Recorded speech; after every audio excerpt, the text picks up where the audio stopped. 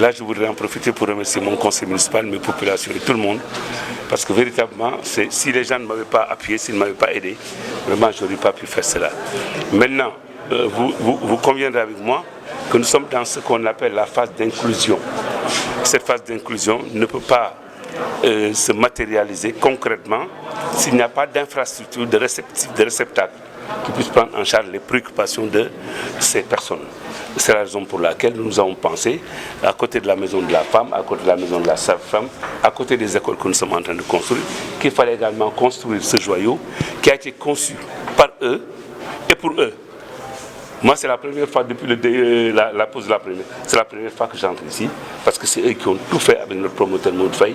Donc vraiment, moi je suis heureux de réceptionner, en présence maintenant de l'envoyé de son Excellence Monsieur le Président Macky Sall, Madame Cissé, qui est là, qui est conseillère à la présidence, et des représentants de la direction de l'action sociale. Et surtout en présence des ayants droit, qui sont les propriétaires légitimes, et qui vont nous faire de la place, parce que l'inclusion n'exclut personne. Ils vont être là, mais ils vont nous faire de la place, et nous, on sera avec eux pour les accompagner.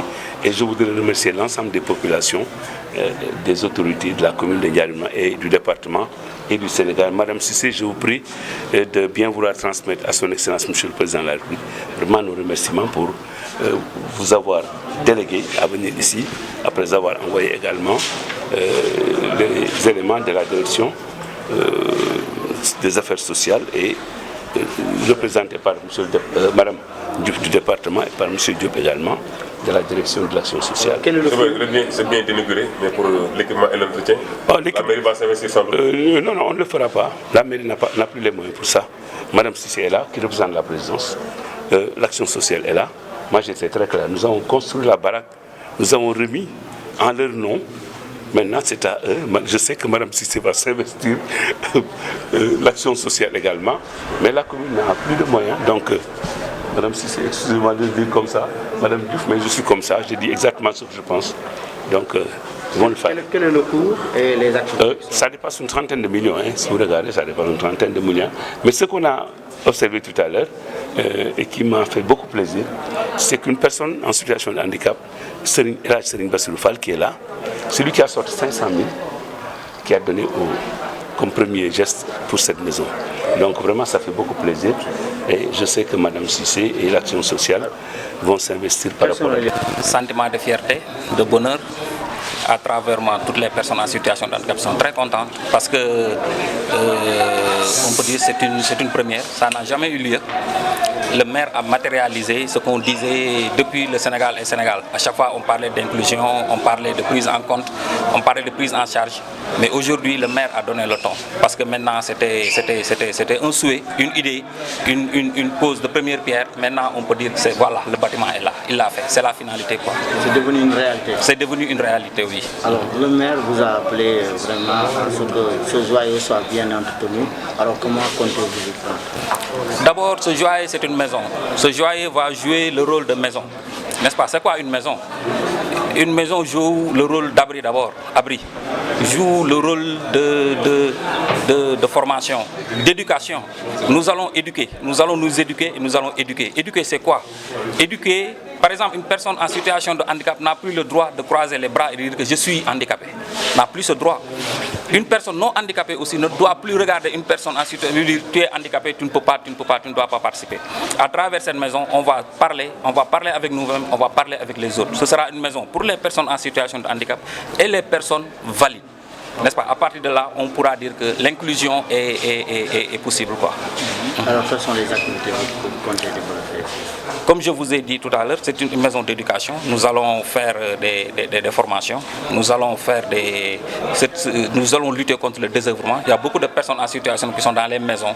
À travers moi, à travers mes camarades qui sont là, on va leur dire que c'est possible. Sortez des maisons et venez nous rejoindre.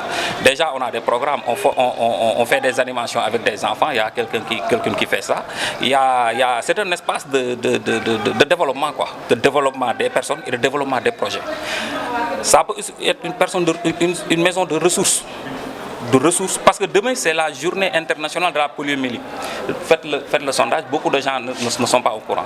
Il y a quelques jours, c'était la journée de la canne blanche. Beaucoup de gens, à partir de là, à travers cette maison, les informations seront connues, les gens seront informés. On va parler du handicap aussi et des maladies handicapantes. Parce qu'il y a beaucoup de choses qui s'y passent. Les gens pensent que, à travers, si ce n'est pas la polluée et autres, il y a beaucoup de maladies qui sont actuellement là. À travers ça, on va initier les populations, on va parler avec les populations, on va les inviter, on va échanger avec eux, que ce sera bénéfique pour toute la communauté.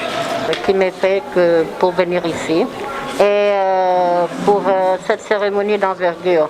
Quand je dis d'envergure, c'est quelque chose que nous avons souhaité depuis longtemps, depuis toujours, et qui s'est matérialisé aujourd'hui. C'est sorti de l'ordre de slogan pour être une réalité.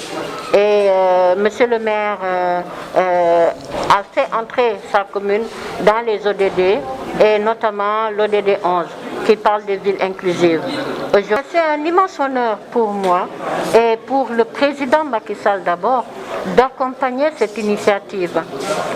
Cette initiative est un effet de boule de neige qu'on aimerait que toutes les communes adoptent. Donc c'est avec beaucoup de plaisir et c'est un devoir même du président d'accompagner et moi personnellement en tant que conseiller spécial et aussi administratrice du Centre de développement solidaire et inclusif d'accompagner les initiatives qui vont s'y dérouler et aussi d'équiper cette maison.